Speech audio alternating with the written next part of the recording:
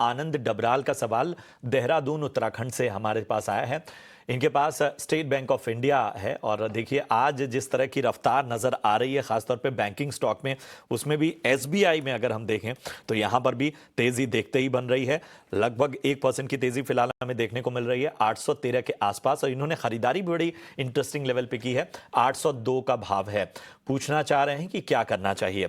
तो वैसे तो मुझे लगता है कि सरकारी बैंकों पर लगातार हमारे एक्सपर्ट बुलिश ही नजर आए हैं, लेकिन सचिन मैं आपके पास आना चाहूंगा, एक फ्रेश व्यू दीजिए। एसबीआई पे 802 रुपए की बाइंग है और आज तो हम देख रहे हैं कि बैंक निफ्टी 56,600 के पास अब जाता हुआ।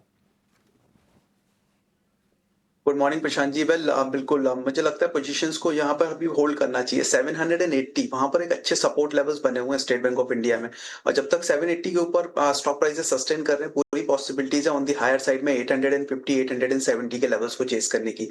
पोजीशंस में बने रहिए। 780 का एक स्टॉप लॉस सजेस्ट करूंगा, उसको प्लेस कीजिए और उसके साथ में पोजीशंस को इंटैक्ट रखिए। हायर साइड में पहला टारगेट 850, दूसरा टारगेट 870 तक देखने को मिल सकता है। ऑलराइट, आगे बढ़ते हैं फटाफट और सचिन मुस्तफ़ा शेख का सवाल लेंगे। अशोक लेलैंड में इन्होंने खरीदारी कर रखी है, क्वांटिटी इनकी 500 की है और इन्होंने कहा है खरीदारी का जो भाव है वो 237 का है।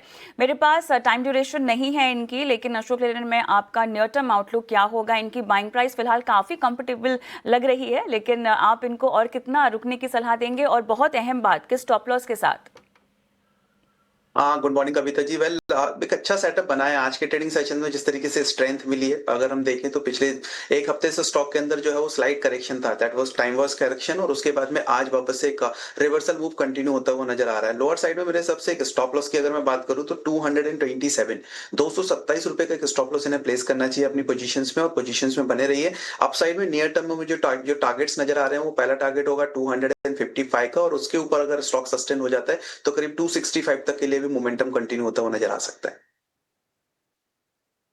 आपको मिलती हुई राय आपके स्टॉक पे। चलिए अगला सवाल अपने दर्शक का लेते हैं, यूट्यूब पर आया है मीना शाह जी का, मुंबई से इन्होंने अपना सवाल भेजा है और इन्फोसिस पे राय जानना चाहती हैं।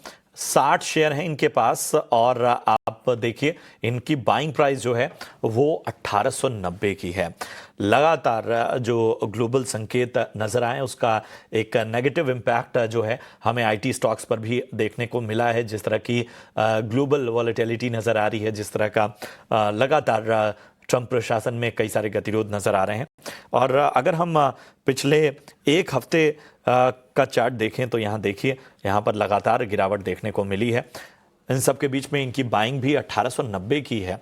बताइए सचिन, इन्फोसिस में क्या किया जाए? 1890 की बाइंग है।